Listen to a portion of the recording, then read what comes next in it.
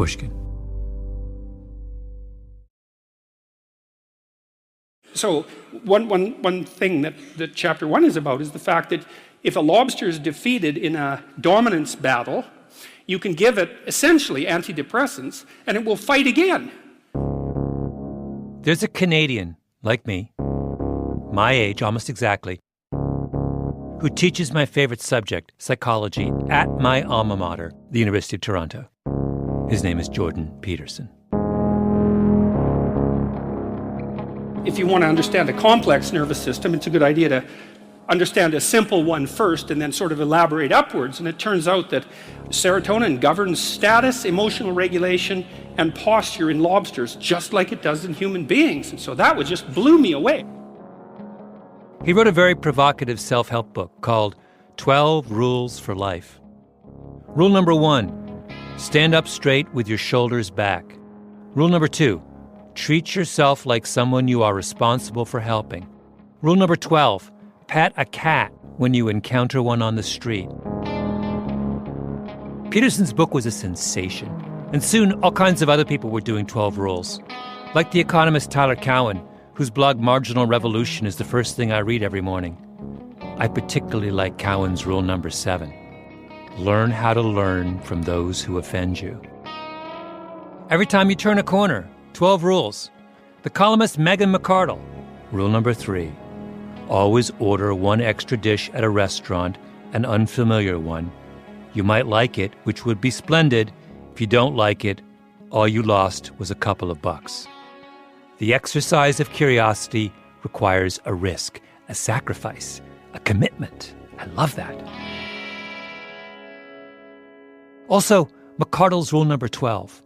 Always make more dinner rolls than you think you can eat. For some reason, dinner rolls loom much larger in our imaginations than in our stomachs. Whoa, Megan McArdle makes her own dinner rolls. Everybody's doing 12 rules. Wait, I'm jealous. My name is Malcolm Gladwell. You're listening to Revisionist History, my podcast about things overlooked and misunderstood. This episode is about Malcolm Gladwell's 12 Rules for Living. My guiding principles. My wisdom distilled. Except, I thought about this for like a month, and I realized I don't have 12 rules. I just don't. I mean, I have rules, like the fact that I only drink 5 liquids, ever.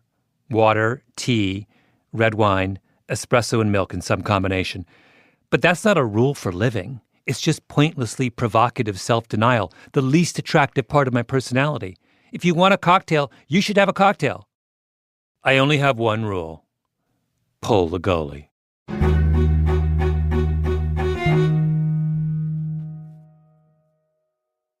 What do you mean when you say you're obnoxious? Be more specific. If I found something funny, which is still a disease I have, I will say it, even if it gets me in some trouble. I never thought I was particularly cruel, but I was a class cut-up. My one rule for living came to me from the work of 2 people, Cliff Asness and Aaron Brown, both philosophers of a sort, and friends. This is Clifford Asness. He's in his mid-50s, bald, goatee, grew up middle-class Jewish in Long Island. I was in the honors classes, and I was the cut-up in the honors class, which is always a strange thing to be. You don't think of those classes as having one, but we had them. It wasn't always me, too. We were not perfectly well behaved. So obnoxious, I was tolerable, but I found myself extremely funny. Now, I should say that I didn't find Cliff Asness obnoxious. He's delightful company. Instead, I suspect he is what psychologists call disagreeable. Short digression.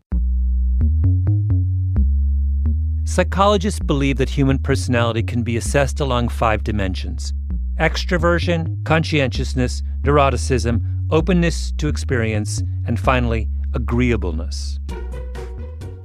My sense of Cliff Asness, he's at the low end of that last trait, number 5.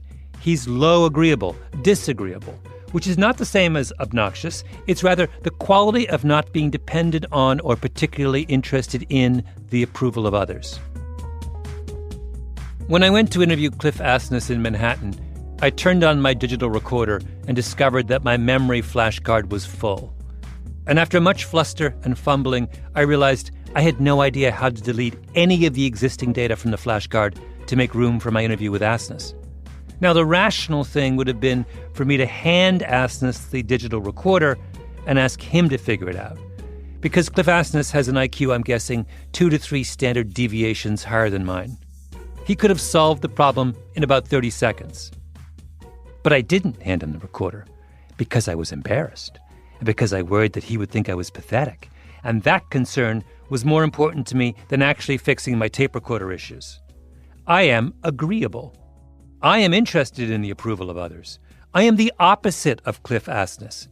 So I ended up running down 42nd Street, 2 crosstown blocks, to Staples to get another flashcard to replace the one I was too embarrassed to ask for help figuring out. Here, you may include this. This is not a secret. I don't work as hard as people think. Yeah. I goof off a lot. Cliff Asness likes puzzles, games, problems that engage the imagination. I have been caught several times playing internet chess in my office when people, when I say caught, I'm the senior guy at the firm. I don't quit over this, but people come in and I'm like, yeah, I got to beat this guy. Hold on, or lose. I'm not a great chess player. He doesn't play conventional chess. He plays 1-minute chess, known as bullet chess. If you're curious, this is what a typical bullet match sounds like.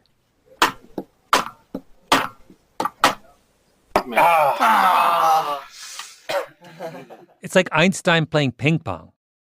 By the way, when Asness says, I'm the senior guy at the firm, he's referring to the fact that he heads a company called AQR Capital, Applied Quantitative Research, a hedge fund with $225 billion under management. Which brings me to philosopher number 2, the second architect of the Pull the Goalie principle, Cliff Asness's friend, Aaron Brown. If we were to create a disagreeableness scale where 0 is like a golden retriever and 10 is Mr. Spock, Cliff Asness would be a solid 7. Aaron Brown is an 8, maybe even an 8.5. Brown is a member of the tribe of mathematically minded finance guys known as quants. The Wall Street quants used to gather after work at the Odeon restaurant in downtown Manhattan to talk about Gaussian probability in the bond market.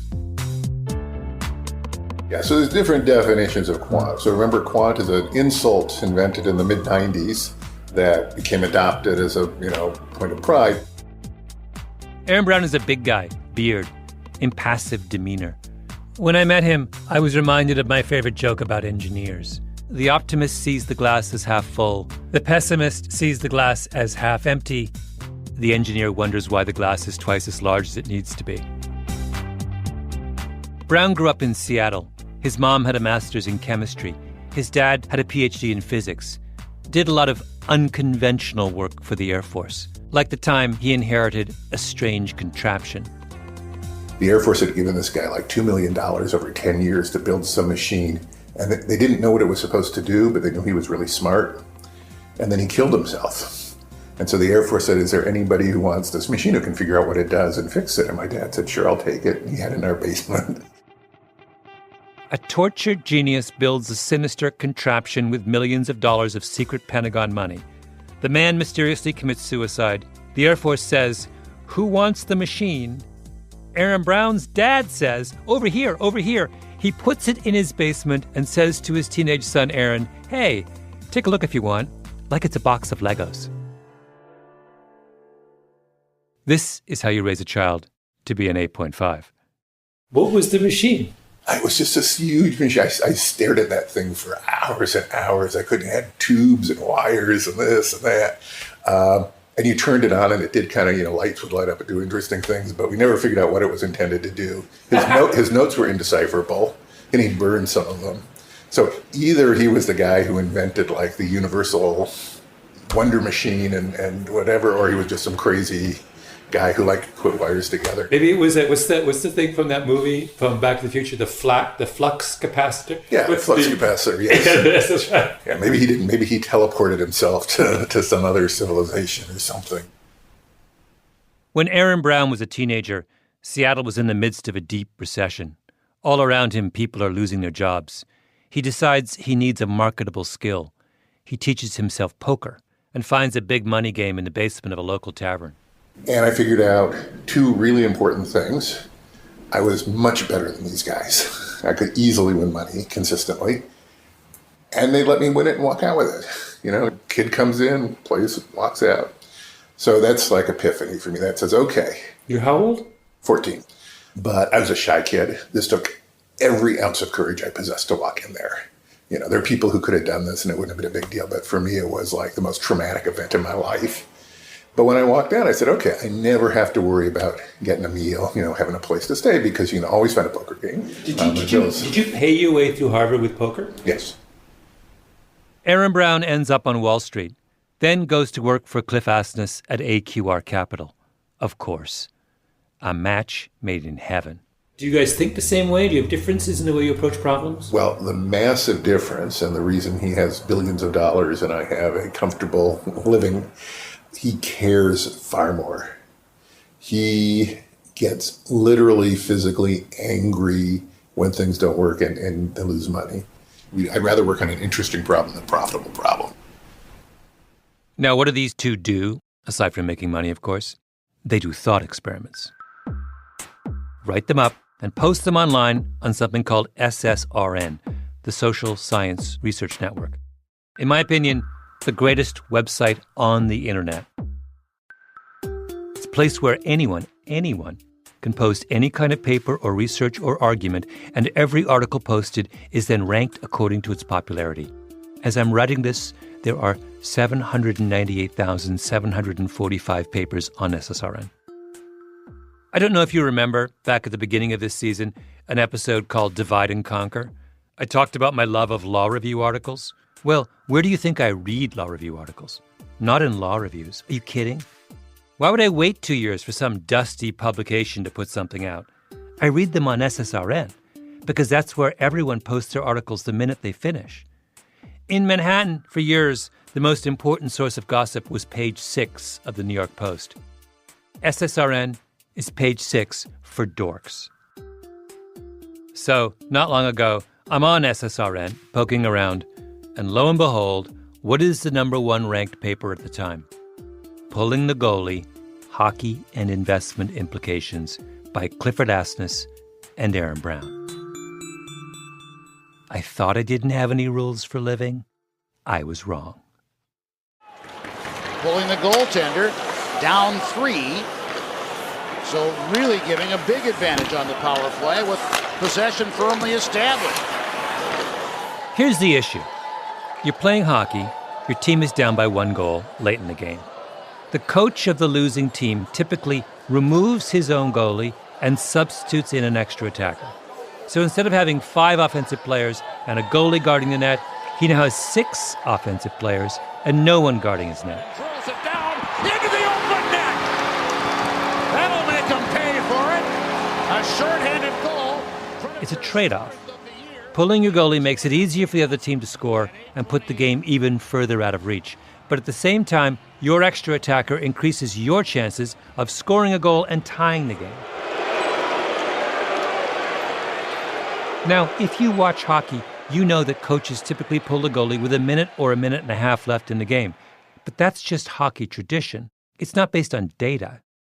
When exactly should you pull the goalie? Tell me the genesis of this paper that I love so much. Okay. Well, Cliff and I talk a lot about sort of quant sports stuff. And I have always been talking to him about decisions that coaches make that are mathematically indefensible, but are, make sense from the coach's motivation. And then specifically, we were talking about Seattle Seahawks, 2014 Super Bowl, New England Patriots. They got the ball on the 1 yard line, second down, 26 seconds to go. Now second and goal, Russell Wilson, what are you doing? He gets picked off by the undrafted rookie free agent from Western Alabama, Malcolm Butler, who preserves the victory. And it will leave everybody asking, why in the world with Marshawn in the backfield did the Seahawks throw the football? 21 reasons. At this point, Brown goes on a tangent for maybe 15 minutes about that particular play, which has gone down in Super Bowl lore as one of the worst coaching decisions in the history of football.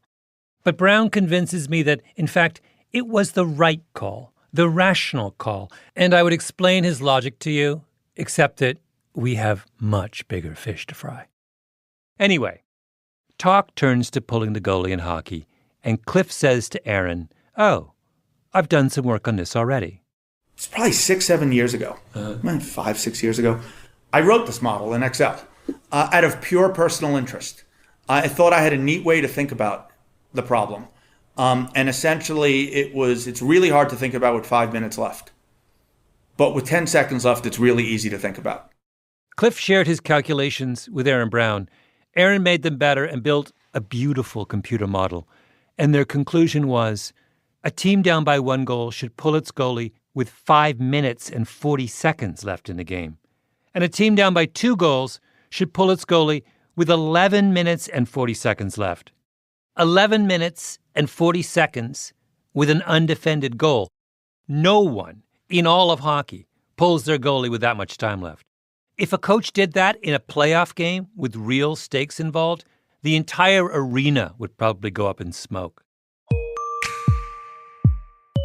In basketball and baseball, there's been a statistical revolution over the past generation, known as Moneyball, where advanced metrics have been applied to maximize every aspect of the game. Hockey is a step behind, with the exception of my beloved Toronto Maple Leafs, who have a genuine quant as their leader. This is a sport where players pick fights with each other in full knowledge of the fact that the penalty for their transgressions will materially diminish their team's chances of winning. Baseball is quantum theory. Hockey is the grown-up professional version of Red Rover, let Wayne Gretzky come over. Hockey coaches are not looking for strategic tips on SSRN.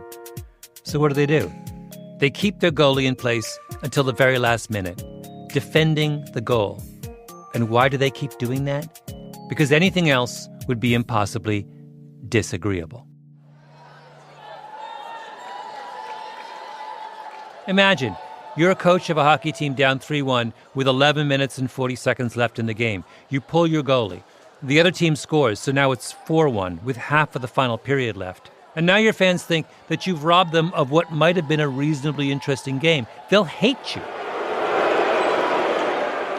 And so will your players, because it's an awful lot more humiliating to lose a lopsided game than a close one.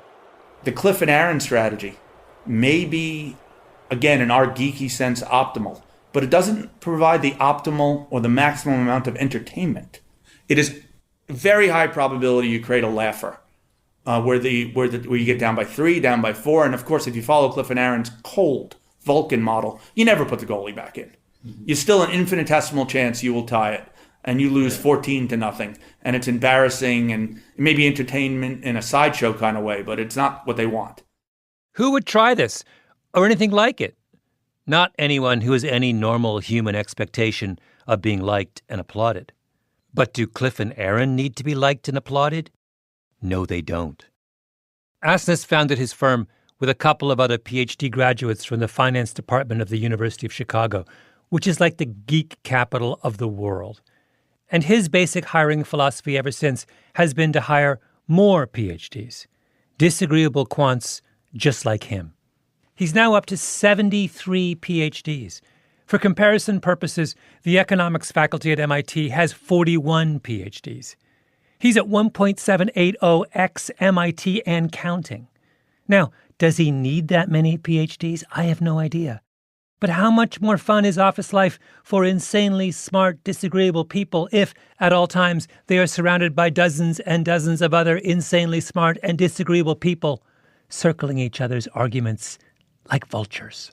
This is going to be one of the watershed days in financial markets history. It was a manic Monday in the financial markets. The Dow tumbled more than 500 points after 2 pillars of the street tumbled over the weekend. Remember the start of the financial crisis in 2008, when no one knew what to do as stocks were falling and banks teetering on the brink, and everyone was running around screaming for the Secretary of the Treasury to do something? Aaron Brown told me that if he had been Treasury Secretary, he would have done nothing. In fact, he would have gone on vacation for a few months, because the truth was no one knew what to do. And when no one knows what to do, Aaron Brown says, the rational thing is to wait until you have the data you need before you start throwing around trillions of dollars in bailout money. This is exactly the kind of thing that someone with a disagreeable score of 8.5 would say. In times of panic, the agreeable Treasury Secretary would want to be a calming presence, to project stability and wisdom, to have others look at him and nod approvingly and murmur something about the importance of a firm hand at the tiller. But not Aaron Brown. He doesn't care about Wall Street's feelings. He cares about the $1 trillion. People would be calling for his head. He would be poolside in Boca browsing SSRN on his BlackBerry. Oh, man. How great if we could all be as disagreeable as Cliff and Aaron.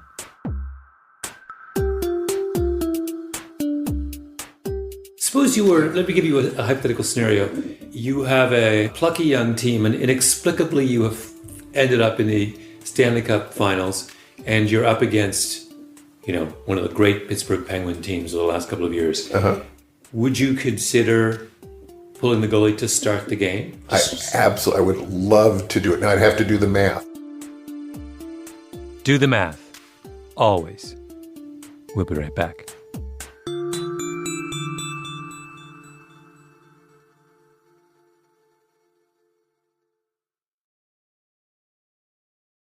A few years ago, a movie came out called No Good Deed, starring Taraji P. Henson as a woman named Terry and the ridiculously handsome Idris Elba as Colin.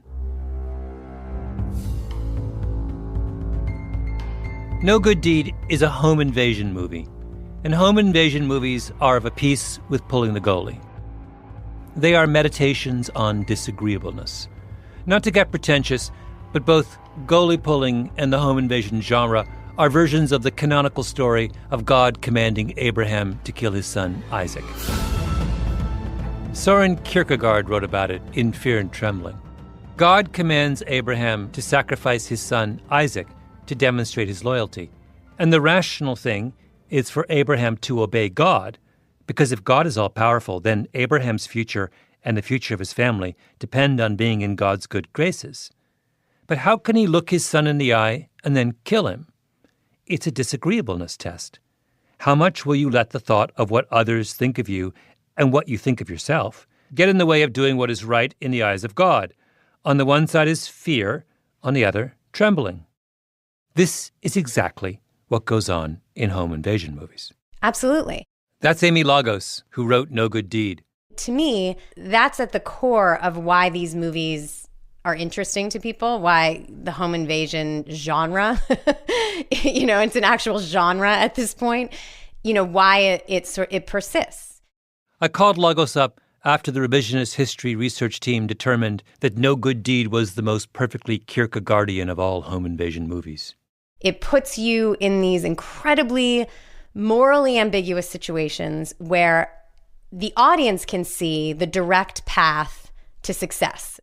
So here's the premise of No Good Deed. It's late on a Friday night, raining hard. Terry is at home with her 2 small children. Hey, girl. Okay, finish cutting the doorbell rings. Plate and then come over here and eat, okay? It's Idris Elba. I'm sorry, I don't mean to bother you. I just lost control of my car and wrecked it. Are you all right? He says he's been in an accident. He forgot his cell phone. Can he come in and use her phone? She lets him in. Of course she does.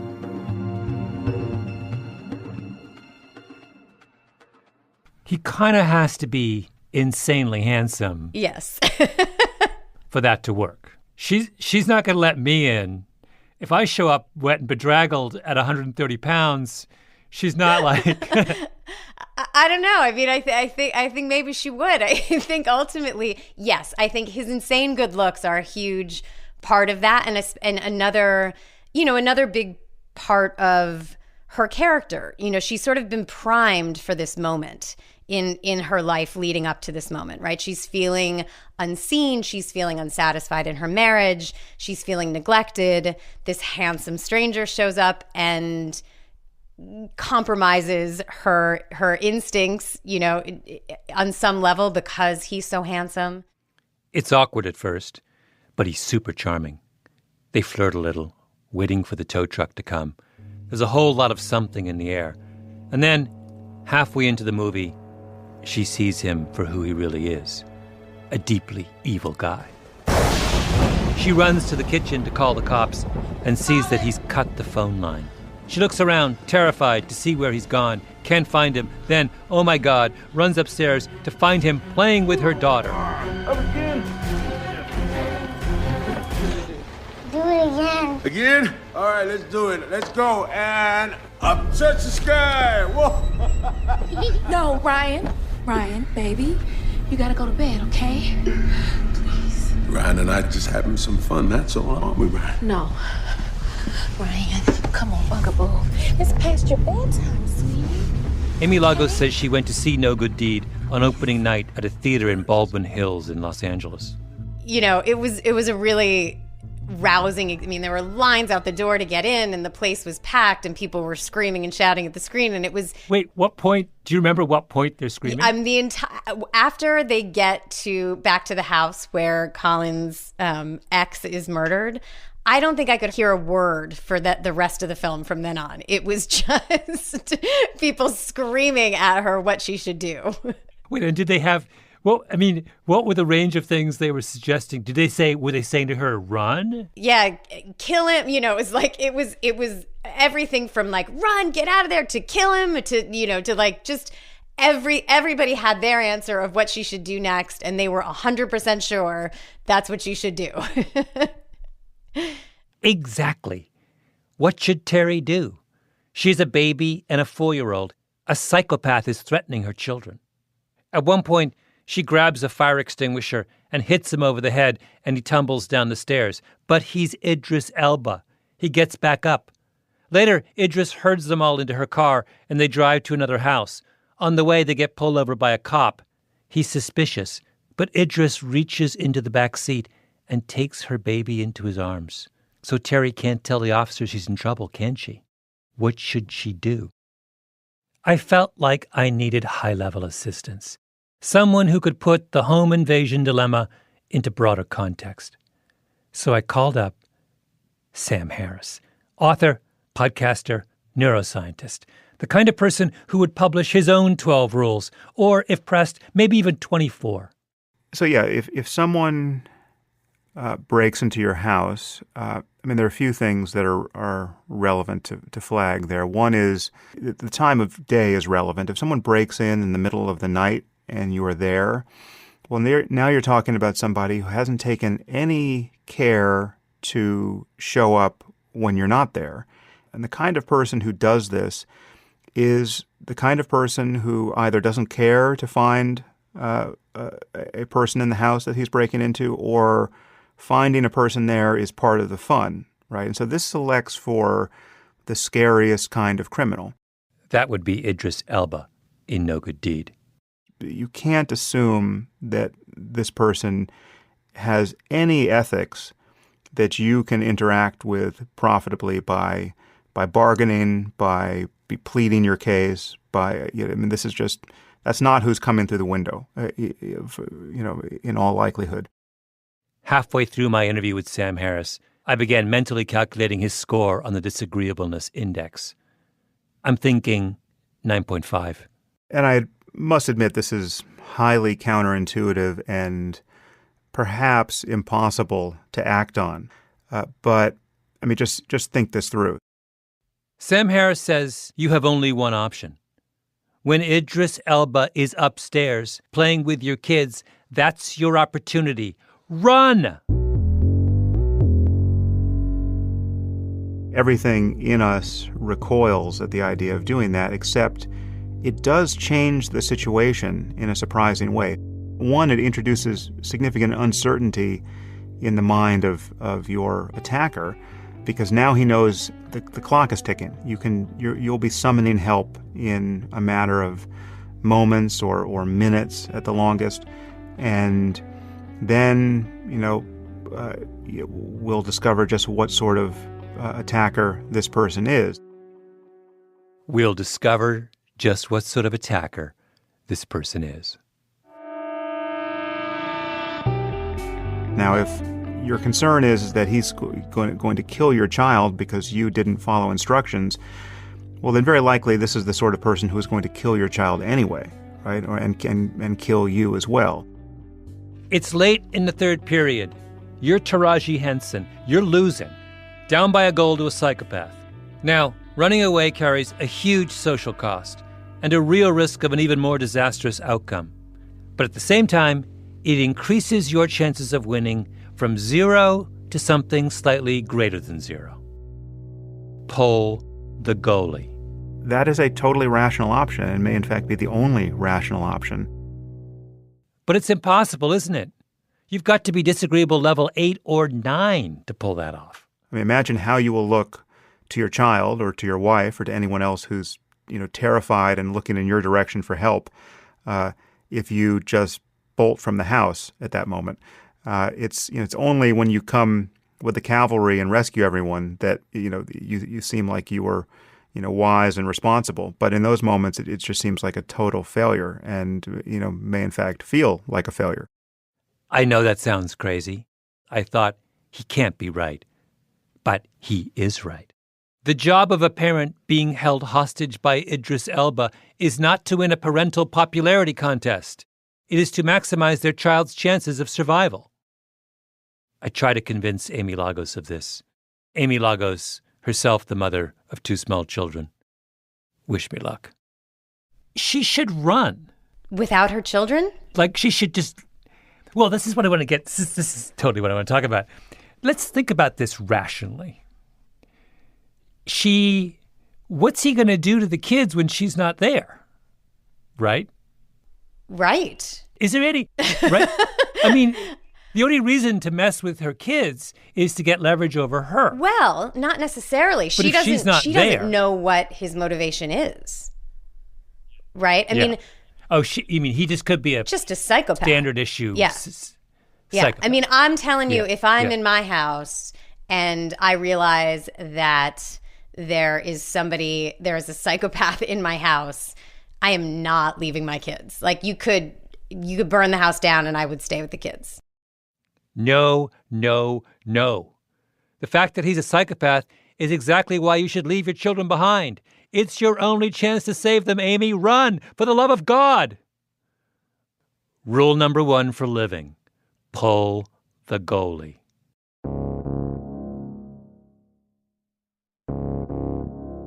In common law, there's a principle called duty to retreat, which holds that a person being threatened has a duty to retreat to a place of safety, to exhaust all avenue of escape before they can justifiably use force in self-defense. In the past several years, though, about half of American states have passed stand your ground laws. Now, what's a stand your ground law? It's a law that effectively repeals duty to retreat. It says you don't need to exhaust all avenues of escape to claim self-defense in a court of law. You can stand your ground, defend yourself, and the law will support that choice. Duty to retreat is a legal principle that gives people license to act disagreeably. I am not a coward if I cut and run at the first opportunity. I am, in fact, acting morally and responsibly. Stand your ground laws sanction the socially agreeable act. They say what matters is that you preserve your honor in front of family and community. I did not run. I stood my ground. So what's happening in those states that now have stand your ground laws? Well, I refer you to Stand Your Ground Laws, Homicides and Injuries, Journal of Human Resources, summer 2017. I think overall we found about a 7.7% increase in the overall homicide rate. That's Chandler McClellan, adjunct professor at American University, first author of the study in question. States that passed Stand Your Ground laws saw their murder rates rise 7.7% compared to states that didn't pass those laws. Well, the fact that the homicide rate increases in these cases suggests that that's not the case, that people are using these laws and standing their ground in cases where they're actually not being lethally threatened. They could de-escalate the situation, they could get away, but instead they're choosing to engage in self-defense and use lethal force against this threat. And as a result, you're seeing this kind of net increase in homicide rates. And who are all these extra people getting killed in stand your ground states? White men. I think our estimates kind of show about 20%, 25% increase in homicides among white males. And actually, that seems a little high, a little surprising. A little high. But, it's a huge number. Yeah, exactly. It is. But nevertheless, that's what fell out of the model. Yeah. We speculate that because the white male population is the population that's most interested in the gun culture, more likely to be members of organizations like the NRA. Because white males are so entrenched in this sort of culture, we think that these laws are most salient for them, and as a result, they're most aware of them and they're most likely to act on them. So, a certain kind of white guy who is really into guns and the NRA gets super excited about stand your ground laws, and instead of looking to avoid violence or run away, grabs his gun and stands his ground. That is, right before the other guy shoots him dead. Tragic is the most appropriate word, but the other word that's appropriate here is ironic, that the NRA has been pursuing a policy agenda with Stand Your Ground that has the effect of getting its own members killed. It is a little ironic. Figuring out when to pull the goalie or what to do when Idris Elba shows up late at night seem like abstract intellectual exercises. They are not. They are rehearsals for real life. Because being disagreeable when you need to be disagreeable is hard, especially because the world around us, the crowd in the stands, the short-sighted lawmakers, they encourage us to do the easy and agreeable thing, which gets us killed. Pull the goalie. I have an aunt, she's Australian, who once a year calls me to ask when she should convert her Aussie dollars to wherever she's going that year on vacation. For about 10 years, I explained, Aunt Cynthia, we do have views on currencies, but they're micro views. They're 51% chance of being right, let alone on a given day. So I'm loath to give this to you. And she'd always act like I knew the answer, I just refused to tell her. Year after year, his Australian aunt called, and Cliff refused to help her. Then, one day, Cliff Asness realized he didn't have to always be disagreeable. She'd say, when should I convert my Aussie dollars to Japanese yen? And I'd go, not this, but next Thursday. And everyone was happy. Uh-huh. I was lauded for giving her the truth. Yeah. She was happy because she really feels she knows what she's doing. She never checks before or after. And I did not harm her one drop because nobody knows what day to do it. And she was always going to do it on some arbitrary day. I just picked the arbitrary day. Yeah. So there's a case of maybe it's suboptimal, but I picked a high EQ, if not IQ, solution. Well, you were protecting your reputation as opposed to her. I was just making my aunt not mad at me. He could be Cliff Asness, puller of goalies. He could also be Cliff Asness, dutiful nephew. Malcolm Gladwell's first rule for living: pull the goalie, but be wise enough to know that disagreeableness is not a matter of temperament. It is a choice.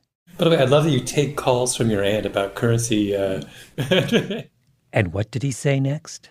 Anyone who's successful who won't take calls from their crazy aunt is no friend of mine. Malcolm Gladwell's second rule for living: 2 down, 10 to go.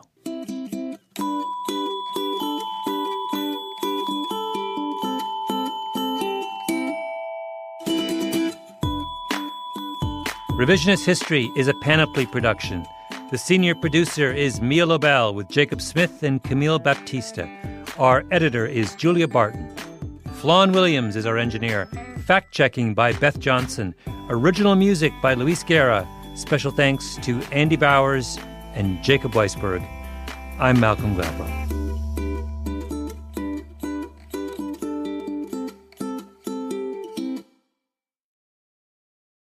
What makes you a good poker player? Two things. There's just the basic math and theory, which I won't say anybody can learn, but if you're quiet, you can learn it. But the real thing that sets you apart is something I think you have to do. By traditional wisdom, you have to learn this in your teens while your brain is still forming, and you have to do it under intense sleep deprivation. So we do these 72-hour sessions with maybe a few power naps in between, and you pushing every cent you have in the world, sometimes more than every cent you have in the world, in the middle of the pot. And that develops certain mental abilities that, the way I think about it is, I think you manage to harness the processing power of your unconscious brain so that you're not staring at people on the table and sort of, enumerating tells, gee, that person, moved his chips. Your unconscious brain is so much better at noticing what people do, kind of like Blink, You just look at somebody and you don't know he holds the ace and jack, it doesn't tell you that, but it says this guy is afraid to lose, or this guy is afraid of being bluffed. And it tells you what they're going to do if you do something. So it tells you when you can push and they're going to fold, or when you can draw them in and they're going to go high. This outtake goes on for a long time. If that bothers you, I don't care anymore. It is a curse. I would never recommend to somebody to do it. Yes, you can make money from it, but it strips away a lot of illusions, right? It's a lot more pleasant in life to believe that there are things like love and friendship and honor. Once you ruthlessly strip all that away and just look very objectively how people act, this is probably something that psychopaths do, the world's a bleak place. So it's kind of a dangerous road to go down. Do you feel like you went down that road? Yeah. How did it affect your life? What it meant is that you're bleak. You're just kind of, you don't really trust anybody. In a sense, you trust them. You know what they're going to do. And because you know what they're going to do, it just, I guess it almost makes you treat them like robots. Mm-hmm. That you can predict what they're going to do. Their program.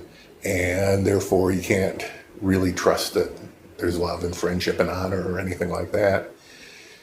So that's one of the reasons to move to finance. I actually moved from poker to sports betting and then to finance.